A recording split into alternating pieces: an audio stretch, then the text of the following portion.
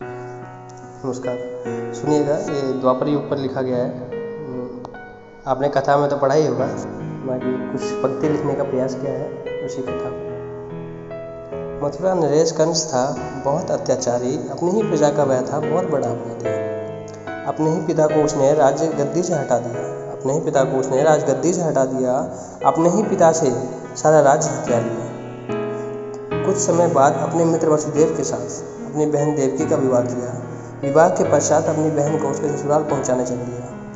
बहन बहनोई को लेकर कंस कुछ दूर ही पहुंचा कि हुई आकाशवाणी। बहन बहनोई को लेकर कंस कुछ दूर ही पहुंचा कि हुई आकाशवाणी। क्षण भर में टूट गई मित्रता वर्षों पुरानी, क्षण भर में टूट गई मित्रता वर्षों पुरानी। आगे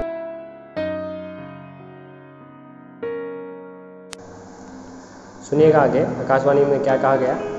आकाशवाणी में कहा गया कि हे कंस, देवकी का 8वां पुत्र ही तेरी मृत्यु का कारण बनेगा। कंस ने भी ठान लिया कि वह शाखा के जन्म लेने से पहले ही वृक्ष का अंत कर देगा। कंस ने भी ठान लिया कि वह शाखा के जन्म लेने से पहले ही वृक्ष का अंत कर देगा। आगे सुनिएगा। अब कंस क्रोधित हो उठा, वसुदेव का अंत करने बढ़ा।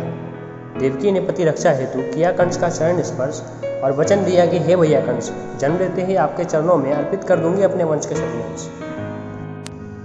बहन देवकी की बात मानकर वसुदेव को जीवन दान दिया, अपनी बहन और बहनोई को कारागार में डाल दिया। विवश होकर दोनों ने उम्र भर का कारावास स्वीकार किया।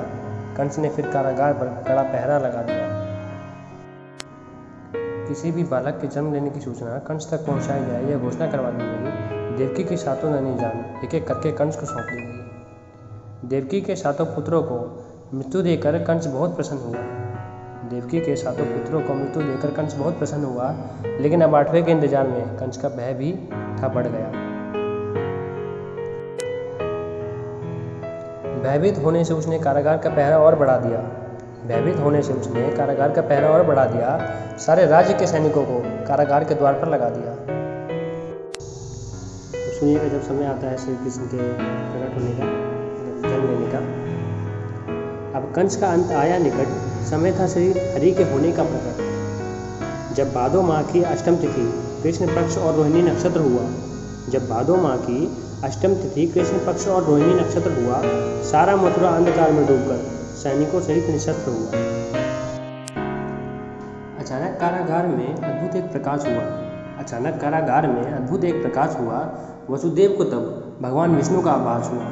शंख चक्र गदा लिए थे चतुर्भुज रूप में, शंख चक्र गदा लिए थे चतुर्भुज रूप में। वसुदेव से कहने लगे, जन्म लूंगा पुनः आपके नवजात शिशु के रूप में। अपने मित्र नंद के यहाँ मुझे ले जाएं और उनकी कन्या को पुत्री मानकर यहाँ ले आएं। तभी अचानक अंधकार हुआ। माँ देवकी के गर्भ से श्री हरि का अवतार हुआ। माँ देवकी के गर्भ से श्री हरि का अवतार हुआ।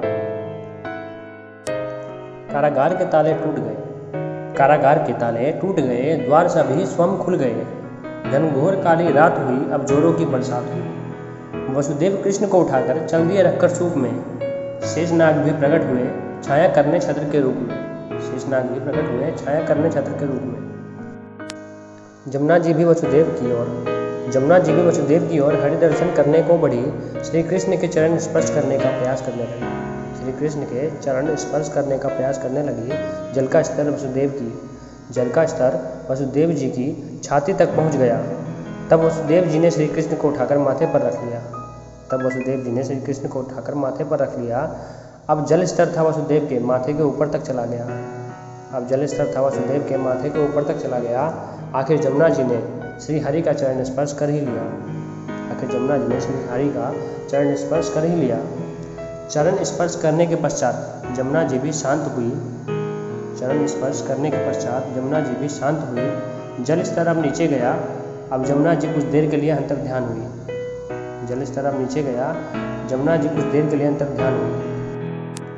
वसुदेव जमुना पार कर पहुंच गए नंद के यहाँ। श्री कृष्ण को रख दिए यशोदा की गोद में। कन्या के रूप में भगवती थी जहाँ। कन्या को लेकर अब वापस कारागार में पहुंच गए। कारागार पहुंचते ही स्वयं सभी द्वार बंद हो गए। वसुदेव जी भी अब निद्रा में खो गए, वसुदेव जी भी अब निद्रा में खो गए। कारागार के द्वार के सभी सैनिक निद्रा से जाग गए। कुछ देर बाद कारागार में गूंजी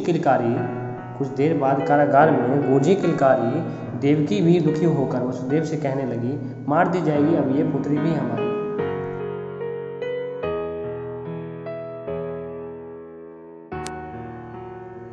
यहाँ कंस को 8वें संतान की खबर थी हो चुकी। वहाँ नंद के यहाँ श्री कृष्ण के जन्म पर थी धूम मची।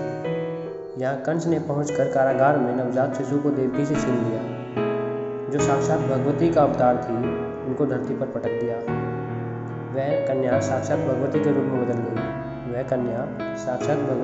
बदल गई। कंस तेरी मृत्यु निकट है, ऐसा कहकर अंतर्ध्यान हो गई। इधर गोकुल में नंद बाबा बांट रहे सोना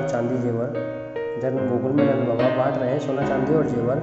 आज न्योता है गोकुल में गोकुलवासियों का नंद बाबा के घर।